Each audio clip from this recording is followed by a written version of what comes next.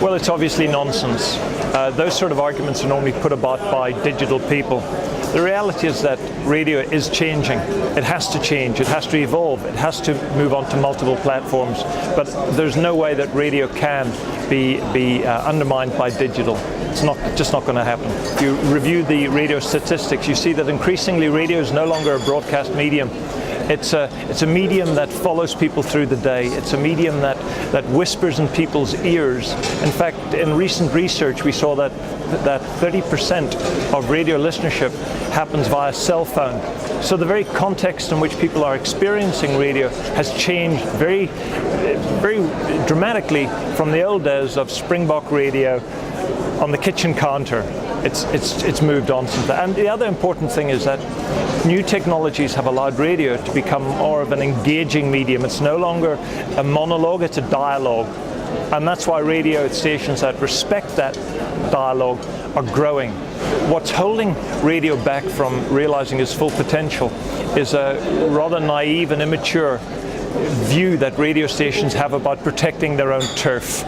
They're minimizing their futures, they're missing the obvious, which is unfortunate. We need to move away from silo mentality.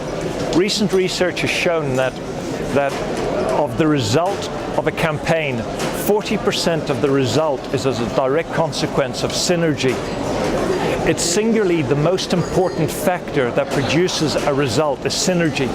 Yet we have no research whatsoever to understand synergy, and it's only because of myopic thinking and a protective kind of feeling amongst media owners to not want to look over the garden fence and see what's going on there.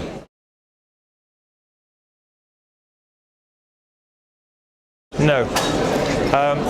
Because they don't know what questions to ask the marketers. Radio research is predominantly driven by the need by radio stations to quantify the remuneration of their DJs.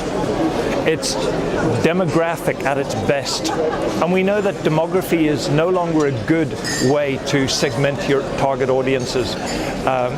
We're at a conference now. Most of these individuals are in the sort of 25 to 34-year-old age group, but they are fundamentally different in their aspirations, the way they look, the clothing they wear, etc.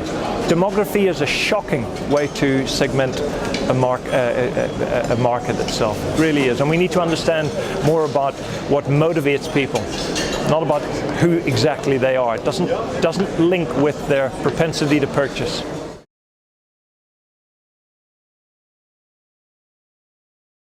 Hope will come from the smaller radio stations. I've always believed in two things.